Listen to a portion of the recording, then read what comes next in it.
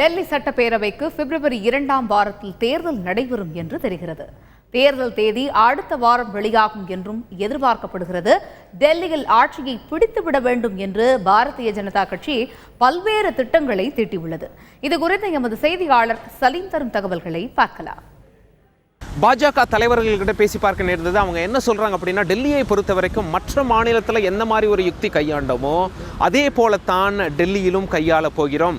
எப்படி அப்படின்னா, மற்ற மாநிலங்களில் நரேந்திர மோடியின் அலையை வைத்து களத்தில் இறங்கினார்கள். பாஜக வெற்றி பெற்ற பிறகு முதலமைச்சர் இன்னார் தான் அப்படின்னு சொல்லி முடிவு செய்யப்படும். அதே போல டெல்லியிலையும் முதலமைச்சர் வேட்பாளர் யார் என்று அறிவிக்காமல் நரேந்திர மோடி அலையை வைத்து நாங்கள் களத்தில் இறங்கி கொண்டிருக்கிறோம் அப்படின்னு சொல்லிட்டு பாஜகவினர் சொல்றாங்க. இதுக்கு ஒரு உதாரணம் கொடுக்குறாங்க. டெல்லியை பொறுத்த வரைக்கும் மொத்தம் 70 தொகுதிகள், பாதிக்கும் ஒன்று மேலே 36 எடுத்தால் ஆட்சி அமைத்து விடலாம் என்ற நிலை.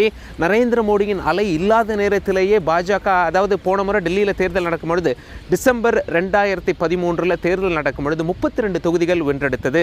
நம்பர் 1 கட்சியாக வந்தாலும் ஆட்சி அமைக்க முடியவில்லை. ஆம் ஆத்மி கட்சியும் காங்கிரஸ் கட்சியும் கைகோர்த்து ஆட்சி அமைத்தது. அப்பவே அப்படின்னா நரேந்திர மோடி பிரதமரான பிறகு நரேந்திர மோடி அலை வீசி கொண்டிருக்கும் இந்த நேரத்தில் ஜெயிப்பது எங்களுக்கு சுலபமே. 32 36 நாங்கள் கணக்கு போடலை. 32 45க்கு எப்படி கொண்டு போகலாம் அப்படிங்கிற கணக்கு தான் நாங்கள் போட்டுட்டு இருக்கோம். குறைந்தபட்சமே 45க்கு மேல் இருக்கும் அப்படின்னு சொல்லிட்டு நாங்கள் வியூகம் வகுத்து செயல்பட்டு கொண்டிருக்கிறோம் அப்படின்னு சொல்லி பாஜக தலைவர்கள்லாம் அவங்களுடைய கருத்தை சொல்லியிருக்காங்க. எந்த மாதிரியான பிரச்சாரங்களில் இப்போ ஈடுபடுறாங்க அப்படின்னா, இன்னும் தேர்தல் ஆணையம் தேதி கூட சொல்லலை எப்போ எலெக்ஷன் நடக்க போகுது அப்படின்னு சொல்லி. பிப்ரவரி 2ஆம் வாரம் நடக்கும் என எதிர்பார்க்கலாம். பாஜக என்ன சொல்லிட்டாங்க, நரேந்திர மோடி 6 அல்லது 7 இடங்களில் பேசுவார். டெல்லியை பொறுத்த வரைக்கும் ஜனவரி 10ஆம் தேதி ஒரு பிரம்மாண்டமான மைதானத்தில் பேசுகிறார். சுமார் 1 லட்சம் பாஜகவினர் அதில் கலந்து கொள்வார்கள் என எதிர்பார்க்கப்படுகிறது அப்படின்னு சொல்லி பாஜகவினர் சொல்கிறாங்க. இன்னொரு பக்கம் டெல்லியை பொறுத்த வரைக்கும் ஆஃபீஸ் போகிறவங்க நிறைய, அதாவது கார்லேயும் சரி நிறைய பேர் எஃப்எம் ரேடியோக்களை கேட்டுட்டு வர்றாங்க. அவங்களெல்லாம் கவரணும். அந்த மாதிரி ஆட்கள் தான் ஆம் ஆத்மிக்கு நிறைய பேர் ஓட்டு போட்டிருக்காங்க, மிடில் கிளாஸ் மக்கள். அவங்களெல்லாம் பாஜக பக்கம் இழுக்கணும் அப்படின்னா எஃப்எம் ரேடியோவில் பிரச்சாரங்கள் செய்ய வேண்டியிருக்கு அப்படின்னு சொல்லி 4 விதமான ஜிங்கிள்ஸை ப்ரொடியூஸ் பண்ணியிருக்காங்க. அது அட்வர்டைஸ்மெண்ட் அப்படின்னு கூட நம்ம சொல்லலாம்.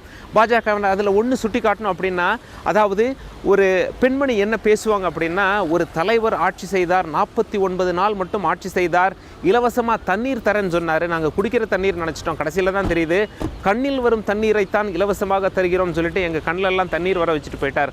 அப்படிங்கிற மாதிரி பாஜகவுக்கு விளம்பரம் செய்து ஆம் ஆத்மியை கிண்டல் செய்து, ஆம் ஆத்மியை தான் முக்கிய போட்டியாக பாஜக பார்க்குறாங்க, காங்கிரஸை பார்க்கல. காங்கிரஸ் எப்படி படுதோல்வியை தவிர்த்து வரலாம் அப்படின்னு சொல்லி வியூகம் வகுத்து கொண்டிருப்பதாக நமக்கு காங்கிரஸ் தலைவர்களிடம் பேசி பார்க்கும் பொழுது தெரிகிறது. முதல்ல ரேடியோ பிரச்சாரம், இதற்கு பிறகு பிரம்மாண்டமாக நரேந்திர மோடியை வைத்து 6 அல்லது 7 இடங்களில் பொதுக்கூட்டம். அதுக்கப்புறம் பாஜக யாரெல்லாம் பெண்கள் போய் பிரச்சாரம் பண்ணுறாங்களோ பெண்கள் பாதுகாப்பு குறித்து பேசணும். டெல்லியில் எது நடந்தாலும் பெரிய நியூஸ் ஆகுது. சமீபத்தில் பெண்கள் பாதுகாப்பு பெரிய கேள்விக்குள்ளாகி இருக்கிறது, விமர்சனத்துக்குள்ளாகி இருக்கிறது. அந்த வகையில் அதையும் நாங்கள் அட்ரஸ் பண்ணுவோம், வியூகம் வகுத்து செயல்பட்டு கொண்டிருக்கிறோம் அப்படின்னு சொல்லி பாஜகவினர் கருத்து தெரிவிச்சிருக்காங்க.